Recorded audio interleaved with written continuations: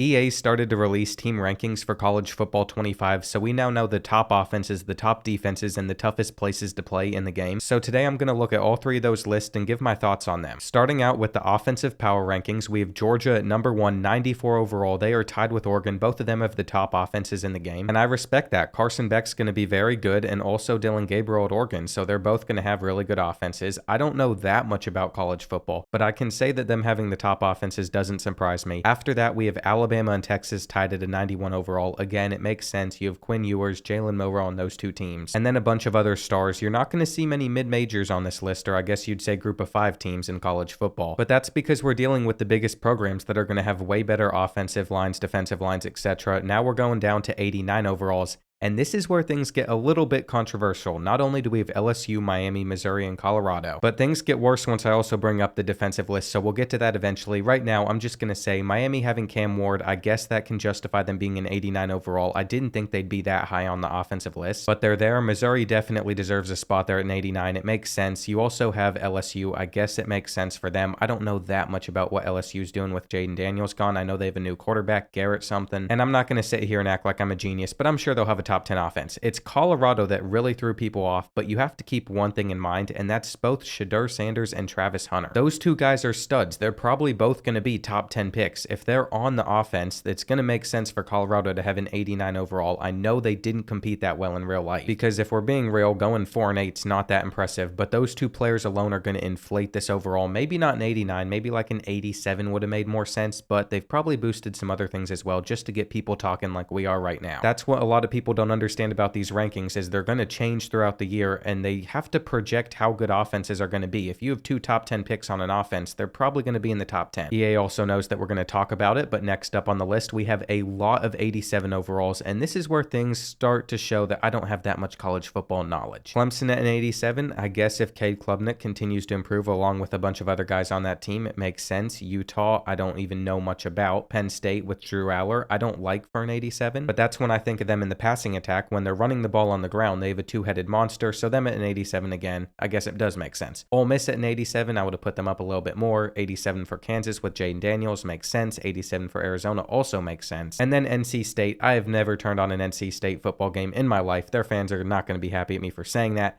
but maybe I will this year. They're supposed to apparently be good. Maybe they'll win the ACC. If Clemson's not going to take it, or Miami, I'm not sure. It's going to be interesting. Now that we've gotten past that, we have Notre Dame, Texas A&M, Memphis, SMU, UCF, all at an 85, and it seems like all of the numbers are odd numbers for these offenses. I'm not quite sure why that is, but when we go over to the defenses list, they're all even numbers. Anyway, I don't know if these teams deserve to be ranked there. The main thing I wanted to point out was Colorado. And then at an 83, we have Florida State, Oklahoma, Virginia Tech, USC, and probably a bunch of other teams that they didn't put on this graphic. You have to think from a marketing perspective, you want to put the big schools on there. I'm sure Kentucky probably has like an 83 offense. They just didn't want to put them up there. We need to get some love to my Wildcats. And I think that same thing is true over here on the top defenses list. If we look down from number 25 up to number 18, you're going to see a bunch of 84 overalls, but look where they place Colorado. There could be some group of 5 schools that have an 84 overall defense that they didn't throw up here because they knew from a marketing perspective, a lot more people are going to talk if Colorado's on the list at an 84, and they have Travis Hunter. It's definitely worked. That's all people are complaining about. These are just the rankings that they can change throughout the year. It's not a big deal. Ohio State's at the top of the top defenses list with a 96. And that makes sense. You have players like Caleb Downs transferring in. Then we have Georgia at a 94, Oregon at a 90, Alabama at a 90, Clemson at a 90, Notre Dame at a 90, Michigan at a 90. So many 90s. But the Wolverines have a good defense. Them there makes sense. And I'm sure it does for all these teams as well. I'm not going to sit here and say I know who's going to have the best defense in college football. You can't either, because we don't know how the season will play out. But I feel like they did a pretty good job with this list if Kentucky was at least on it. Deontay Walker's going to be a top 10 pick. He should have bumped us up to an 84. We're going to have a better defense than Louisville, so I'm not sure how I feel about that. But it is what it is. The rest of this list I'm not going to say too much about. Iowa might have gotten snubbed, but they lost a lot of players. And at the end of the day, don't get too wrapped up in this. It will be changing throughout the season. They have to have something at the beginning of the year. They're projecting this is how it'll play out in real life. And for the Colorado stuff, when you have someone that's going to be one of the best players in the game with Travis Hunter, it's going to inflate it on both offense and defense. Now we have to get over to the toughest places to play in the game. This is the first thing the EA put out a few days ago, and a lot of people were sitting there complaining about it. Kyle Field up there at number 1. You could say it's the toughest place to play for Texas A&M as well, since they don't always win there. But we don't know what went on behind the scenes for them to put them up at that spot. There's a ton of different factors that go into it, and it's a loud place to play. So I'm not that upset about it. I'm not going to sit here and complain. It's not the end of the world. And if you take a look at most of these lists, you're going to notice that there aren't many small schools on here. I don't think we saw a single group of 5 school on any of these. I guess Memphis did make the cut for the top offense, but that is literally it. So I don't know what to think about it. I mean, they're going to put the biggest schools up there. It definitely wouldn't make sense to have the smaller ones on the toughest places to play. It's just nice to see that recognition outside of the power ones. I wish Kentucky would have at least made one of these lists. We've barely been mentioned in anything. But Kroger Field's probably not one of the top 25 toughest places to play.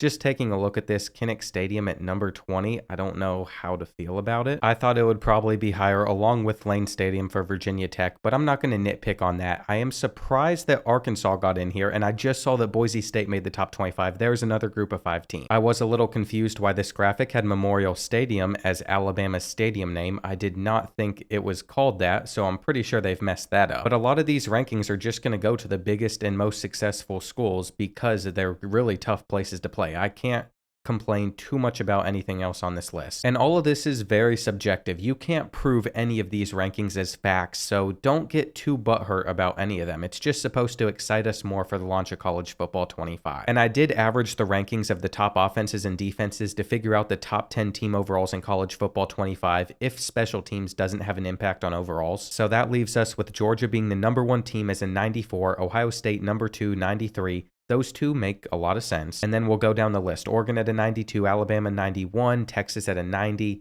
And again, I'm not going to complain about those. Those are pretty accurate. The farther we get down, we're stuck with Clemson at an 89. They weren't great last year, so we're really inflating and hoping that they come into this next season playing a lot better. And unfortunately, I had to watch them beat Kentucky, my Wildcats, in a bowl game live on the field. You all remember that vlog on this channel probably. Utah, Notre Dame, Penn State at an 88. And then Colorado is the 10th best team in the game at an 87, but I might have lied a little bit. Whenever I averaged the rankings, there were other teams tied at an 87 like LSU, but I just figured for engagement bait, it was better to put Colorado there. And it worked like a charm. Of the teams in the top 10, Clemson and Colorado are the two that don't make sense to me. Speaking of college football 25, currently I have to give away 7 copies of the game because when I first started posting on Twitter or X a little bit ago, I said I would do that for every 5,000 followers. And the later we get in the day, it's starting to look like 8 copies, so go ahead. I'll put a link to that tweet in the description. Make sure you leave a comment, retweet it, get yourself in the running for that. But that covers all the rankings that we know for EA Sports College Football 25 so far. I don't think they're going to come out with every single offense and defense ranking, so you'll have to wait until the game drops to see that, but I'm getting so excited. Release is getting closer and closer. And make sure to follow me on Twitter to enter the giveaway to help yourself have a chance at winning a copy of College Football 25. This last part is literally just here so I can put mid-roll ads, so thank you.